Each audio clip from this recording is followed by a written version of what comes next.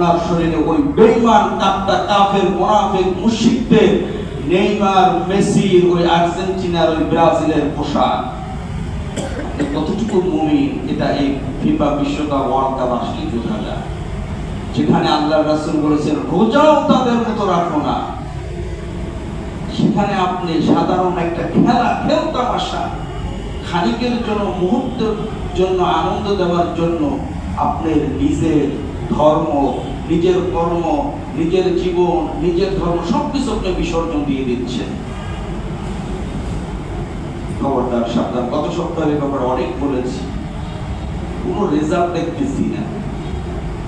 ওই একই রকমের পোশাক কিনছে, দ্বিধার্সে তাদের রঙের গেঞ্জি পরছে, কিনছে। বড় আফসোস হয়, আপনার এই গেঞ্জি পরিহিত অবস্থায় যদি আপনার মৃত্যু হয়, আপনি জানেন কাল কিয়ামতের ময়দানে আপনার হাসর নাসর কার সাথে হবে? যাদের ভালোবাসা, যাদের মহব্বতে এই পোশাকগুলো ক্রয় করছেন, এই কালারগুলো পছন্দ করছে, এই দেশগুলোকে ভালোবাসছেন, কাল কিয়ামতের ময়দানে জেনে রাখুন আপনার কিন্তু হাসর নাসর তাদের সাথেই হবে। এটা আমার কথা না, প্রিয় নবীজি বলেছেন, মান তাশাব্বাহা বিকওমিন ফাহুয়া মিনহুম। সুতরাং তাদের সাথে সব কিছুর ব্যাপারে আমাদেরকে কি করতে হবে? বিরোধিতা করতে হবে। এটা আল্লাহর কঠোর নির্দেশ, আমার না, রাসূলের কঠোর নির্দেশ। সব কিছুতে তাদের সাথে তুমি কি করো? বিরোধিতা করো। সম্মানিত হাজির, রাগ করেন, যারা বাবা আছেন, এখানে অভিভাবক আছেন, পায়ে হাত জোরে করে বলছি, আপনার সন্তান যদি এখনো কিনে থাকে বা আপনি যদি কিনেও দেন, যদি আপনি একজন মুমিন হয়ে থাকে, নিজেকে নামাজি দাবি করতে চান, নিজেকে মুসলিম দাবি করতে চান, নিজের জান্নাতে যেতে চান, তাহলে আজকেই বাসায় গিয়ে তাকে পুড়ে ফেলুন, হেলে ছিঁড়ে ফেলুন, দেখবো আপনার ঈমান কত মজবুত।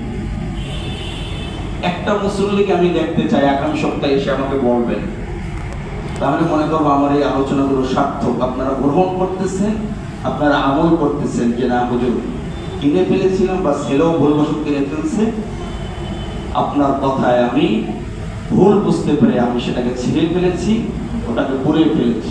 আগামী সপ্তাহে একটা মুসল্লি অন্তত পক্ষে আমার সাথে বলবেন দেখা করে।